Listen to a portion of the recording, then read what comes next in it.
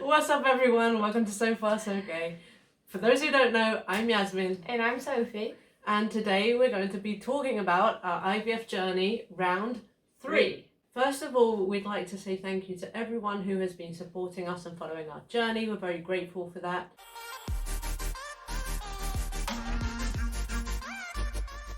Here it is, our IVF round 3. So after the second transfer, we waited, we gave it a month in between, and then we decided to go again already as we just hit the 3rd lockdown. So we thought, good timing to do it. We can't do much. I wasn't able to go to work, so we went for it.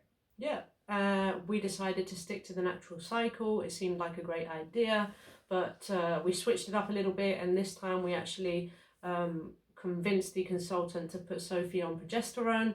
So she went on 3 pessaries a day. It doesn't make a difference physically. Her levels were okay anyway, but mentally it did help. It's no good her being anxious about it, so it's easier to just put her on it. There's no negative side effects, so that's the difference. Only positive. A little bit of extra progesterone, you know, just helps everything along the way, even if I didn't really need it. So exactly. And I just felt a lot more sort of relaxed and comfortable with that extra support. That was the main difference, really, in terms of like the way we approached it, scientifically speaking. Then that was our 3rd embryo, and fingers crossed, we're hoping 3rd time lucky. So it went on to transfer day. Yep, so transfer day came, quite used to it all by now, so it went quite smoothly, although this time round it was actually a little bit uncomfortable, but you know, it's fairly quick and over and done with in sort of 10 minutes, and then you're out. We went home and just took it easy, and I think we got a takeaway, no? Yeah, we got a nice takeaway. It's interesting how things change. Like at the beginning we were like clean eating, everything was super healthy, and by the 3rd round you're just like, it will be what it has to be. It doesn't matter how good you think you're doing things, you never know what's going to happen, so let's just be happy. And we ate junk food. I can't remember what we had. I think it was fish and chips or something like that. I think so, yeah. And during the 2 weeks wait, I don't think we spoke much about it. I was incredibly busy with work and projects of my own. Sophie was also trying to keep herself distracted, and it just seemed sensible not to get too I don't know, excited. We were just trying to carry on as normal and not sort of think too much into it, because that only just, you know, it makes your mind just go. Play games, like you don't want to get your hopes up too early. We waited a lot longer this time round to do the home pregnancy test as well. We started off doing them at day 5, but previously we doubled that. We went day 10 this time, so we didn't test until the 9th, 10th day. The results of that were positive. No fireworks went off. No, we were very calm. We kept our cool. You know, and nothing was set on stone. We know that by now, you know, and if you followed our journey, you'll know that our experience has taught us different now. So we just got on with it and waited for the blood test. So went for the blood test, came home, a few hours went by, and that phone call came in, and every time the phone rings and you just, you know, it's the clinic, and your heart just starts going like do do do do do do. So thankfully the levels came back at a really good solid number. I think they were around 1,600 and something. So if just a quick reminder, the last cycle we did, the 2nd one, the levels were 51, and that was a big flop. So this was obviously very relieving, and we were quite overwhelmed. I think I definitely cried from relief, I guess. At least, you know, with the numbers being so high, that's always a much higher chance that everything will kind of go smoothly. So yeah, that was brilliant news. But again, we scared to get excited, so we didn't really jump up and down and all that stuff or really tell anyone either. This round, this cycle, we kept quiet. That is a huge difference actually, which we forgot to say. This time round, we didn't tell our family at all. We literally kept it just to ourselves, and we just went for it, which actually it helped in a way. Lot. Obviously, having support from your friends and family is amazing, but at the same time, it's added pressure, isn't it? I think it kind of adds a bit of pressure, and it's the feeling of you're letting people down. It shouldn't feel that way, you know. We know that, but it does. It does. You get people's hopes up, and then you have to then deliver the bad news as well as receiving it, which just aggravates it. So we thought we'll keep it confidential and top secret for now, and then if it's a positive, then we can share it. The next milestone was the 7-week scan. Yeah, viability scan, which we have at our clinic, and that's to check if obviously there's a heartbeat. That's to check how many are in there, and you know, if everything's looking on track. And the conclusion was positive. There was a very strong heartbeat. Everything seemed fine. Measurements were great. There was just one as well. And there was just one. Yes. Yeah, it hadn't split, so just one embryo. So that was very positive. We were extremely excited to receive the news.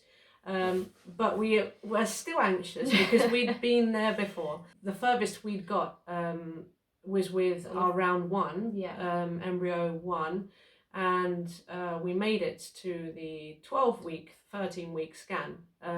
So that was what we were kind of anxious about, and we really wanted to get past that milestone, which was the next milestone in our journey 3. Yeah. So we kept it very, very cool until the next big milestone, as Jasmine says. Which was only 5 weeks later, so those 5 weeks were incredibly difficult because you don't really know what's going on. Although you know there's a heartbeat from the 7-week scan, you still have to wait 5 weeks to get any news on any progress or development. Yeah. That was very difficult, and we got quite impatient. Yeah, very impatient. It's not. Yes, it's impatience, but it's the worry and the. You know, like the what if, and we've been here before. Do you know what it is? IVF round 1, you'll remember that we went to Sophie went, I couldn't go because of lockdown, but to the 13-week scan, and then found out that the heart had stopped beating at week 8, 9. So yeah, we didn't want anything to. We didn't want a repeat of that. We didn't want anything to be going wrong and us not knowing.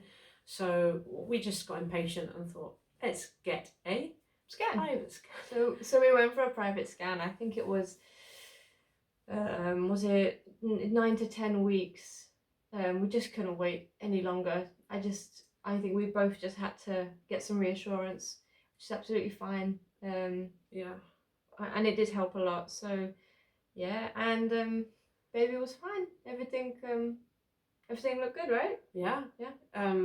That was a big turning point for us, and I think this is when we actually started believing that Sophie was pregnant and that we could have a baby for real this time. So yeah, that was a very important moment for us. Everything was fine. Baby was measuring okay. The heart was beating beautifully strong, and so we only had a few weeks left for the 12-week, 13-week scan, which is the 3-month scan. And as most of you know, that's probably one of the most important scans in the whole pregnancy. Yeah, because after this time, obviously the risks are a lot lower, and if we can reach that point, then we're getting somewhere. So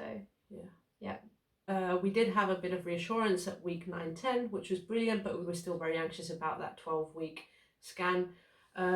Fortunately this time around I was able to go, which was amazing because as you remember from round 1 I wasn't allowed to go with Sophie, which was very bad. So I was very excited to be there with her, either way, just to support her in that, and actually just to experience it myself as well. So I was relieved to have her with me, you know. So I was scared, very scared. In fact, Sophie was shaking. She couldn't look at the image. No, I couldn't. She couldn't. She gave us the order to give her the heads up if everything was fine, and then she would look. So what you're probably asking yourself is, what happened? How did the 12-week scan go? And actually, everything was fine. The heartbeat was very strong, measurements were on point, and we could see our baby on the screen actually looking like a baby for the first time. Yeah. Which was like, I don't know. I mean, again, I cried. I'm a big crier, so the tears were flowing, and yeah, it was all quite emotional. Yeah, it was. I mean, I couldn't believe it. It felt too good to be true after everything we'd been through. We finally hit the 12 weeks mark, 3 months pregnant. Oh, by the way, this was a month ago, so actually, we're 4 months pregnant! We're 4 months pregnant! So that is the huge news that we have for you guys. We did want to wait a little while to put this video out, just, you know, because of our past experience, just to be really, really sure that we are 100%. 100%. So here is our little baby at 12 weeks. Look at that. How cute. We're actually going to find the gender out tomorrow. So make sure you comment below whether you think it's going to be a boy or a girl, and watch this space because our next video will be the gender reveal.